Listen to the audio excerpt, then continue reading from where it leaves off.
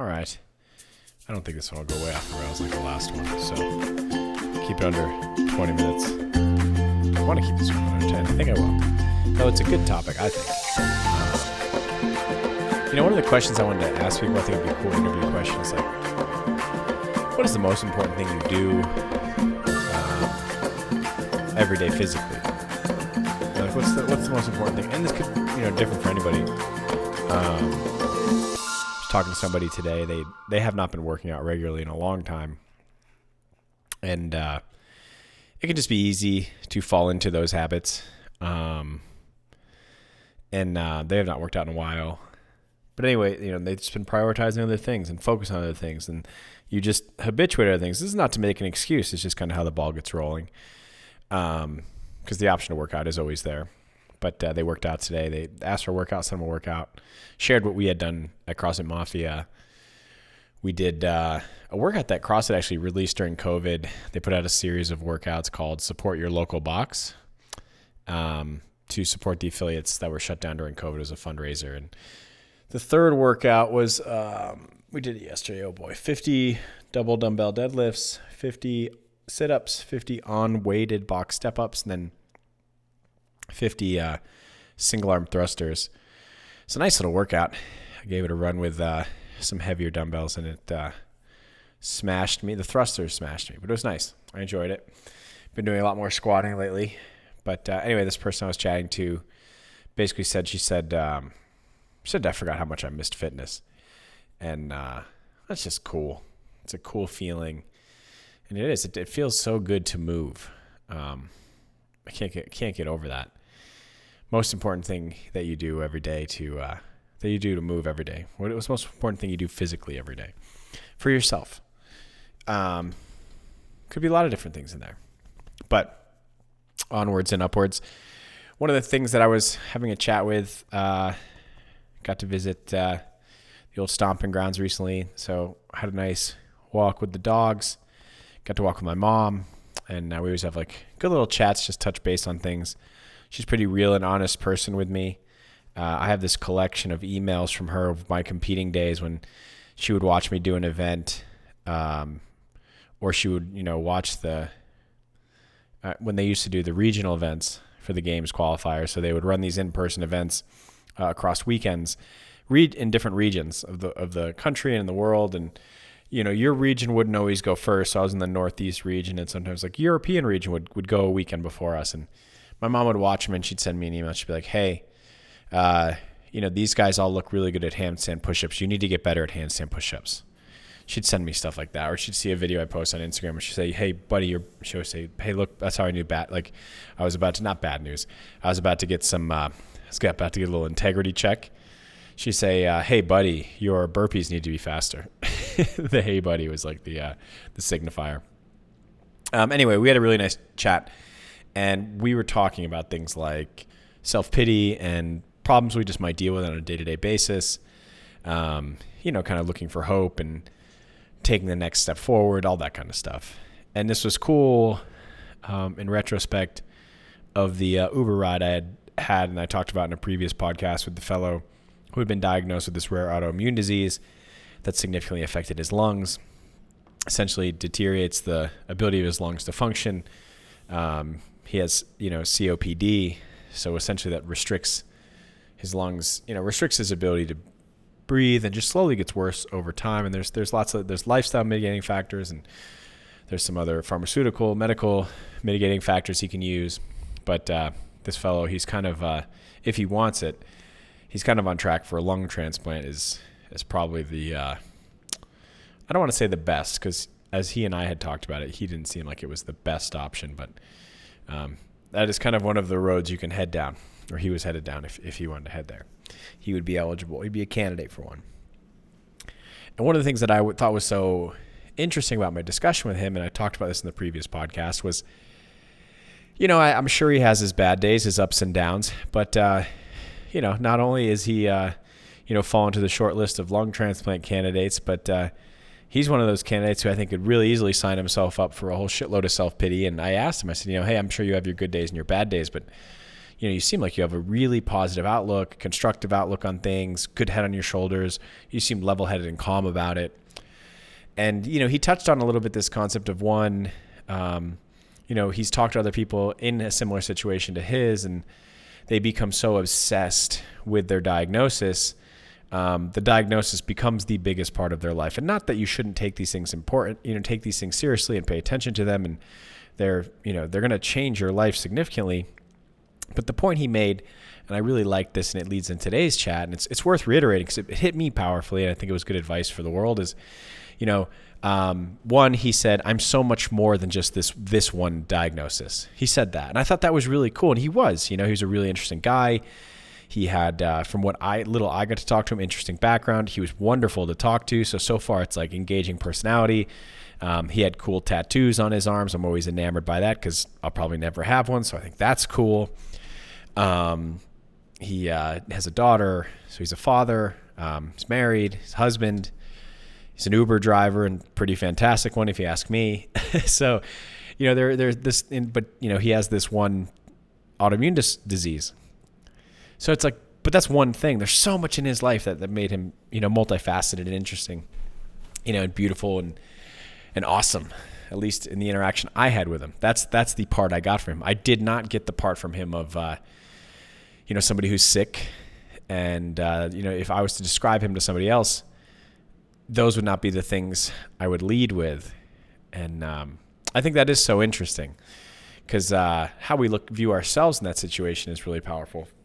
Anyway, he also said that, all of the things that are good in my life are going well. He said that too. And so this got me thinking about the concept of self-pity and, the woe is me attitude. And we've talked about this before, is the woe is me's are really dangerous. I think the woe is me's are dangerous because they lead to the what's the points. And there's just a really nice bit of, spiral down nihilism that proceeds from there. But as I was thinking about self-pity and what it does, and I was talking to my mom about this, and I was thinking in reflection, this conversation, I had with this fellow, the Uber driver, self-pity robs us of our autonomy.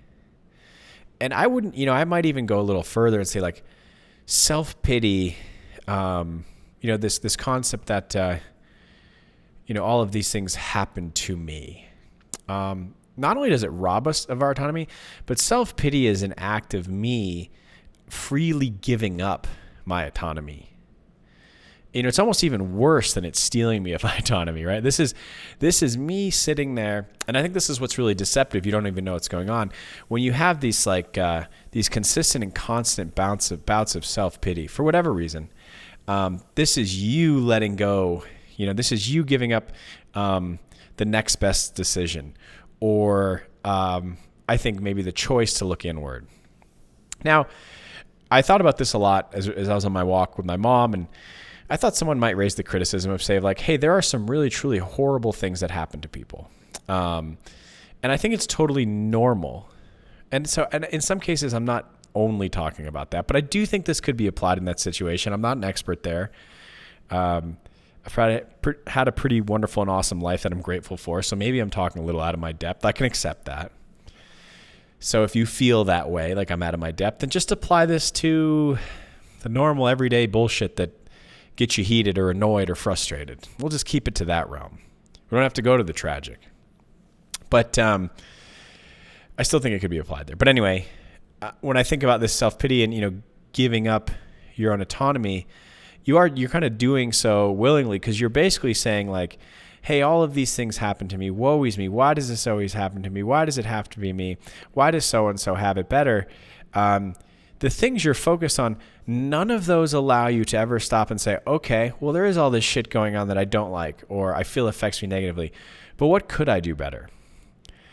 And so the other thing I think is really interesting about self-pity is not only is it like a really deceptive behavior, because the point is, and when I was thinking about this fellow who's the Uber driver and him sort of, confronting his disease, he didn't confront it alone. I'm sure at first he did when he got the diagnosis. But now it sounds to me like he confronts it with every good thing in his life. And that's a much different journey. That's a much different battle. because he chooses to understand the limitations in his life that might exist now because he has this autoimmune disease and it's significantly affecting the health of his lungs. But he was so focused on everything else that he found positive.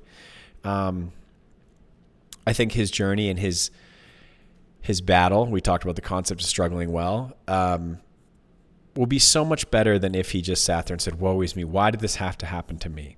And I'm sure he has those days. We all do. But by and large, he seemed like somebody who didn't. So, yeah, self-pity is not only, it doesn't even rob us. It is this act of us willingly giving up our autonomy. And one of the things I think is so pernicious about this is it is also like, a hop, skip, and a jump away from low self-esteem. So how does this work? And in my head, I rationalize this as, really simple self-pity example of like, or maybe I need a break, or all these bad things are happening to me and it shouldn't happen to me. And the next logical step we often think is like, because these things are happening to me, is I need some external intervening force to come save me, to come help me out. And there are probably cases in life where that happens. But when we have this attitude of like, this thing has happened to me, or woe is me, therefore I need something external to come save me, we can't control these external things. And I think this sets us up for a really unrealistic expectation of someone coming to save you, to pull you out of this self-pity that you have. And oftentimes nobody shows up. And the reason people don't show up isn't because, or any indication of your worth. It's just because we have no control of these external factors. Some people might not even know, might not even be their business. And so then when nobody shows up and you're expecting them to, the next jump from there is that, well, nobody showed up to save me, to help me out of this. Man, I must be worthless. And then that's that whole mindset of like self-worth. And the other thing that leads to is like, well, nobody saved me. These people don't save me. I've been there for people in the past. That's also a big recipe for resentment. So there's like this, and it kind of like starts all over again. You have this, then you start feeling this resentment, and resentment puts you right back at the top of like, why does this always happen to me? Everybody else has it so easy, and then you're right back down that road of, oh, well, if it's so bad for me, I need somebody to come help me because all of these things outside of my control have affected my life. Now something external also needs to come save it. Oh, nothing showed up. I have no self-worth. And that was like this really awful cyclical pattern that I was thinking about when it came to the concept of just self-pity and feeling that way. And like I said, it doesn't even have to be anything like major and tragic. I feel like this is a mental model and a habit that we could kind of just, it would snowball. We could get into this on a daily basis. And again, it goes back to, that's why I think it's so important that, it is important of how we talk to ourselves internally. I don't think you need all like, just sunshine and rainbows and daisies bullshit. You don't need to be total fake about it. But it's important to remind yourself what are the things in your life that you can control and impact. And when something happens in your life that is fucking uncomfortable or hard or gives you just an icky feeling or frustrating or make you mad, big or small, after that feeling passes, I think one of the next best questions is, okay, well, what is something I can do about it? And then just list that stuff out. Because that list, if you take time to look at it, will be long.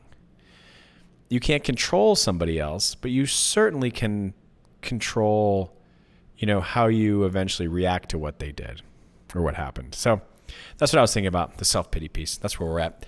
I got to stop there. Went longer than I wanted.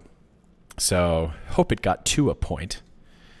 And we'll keep rolling.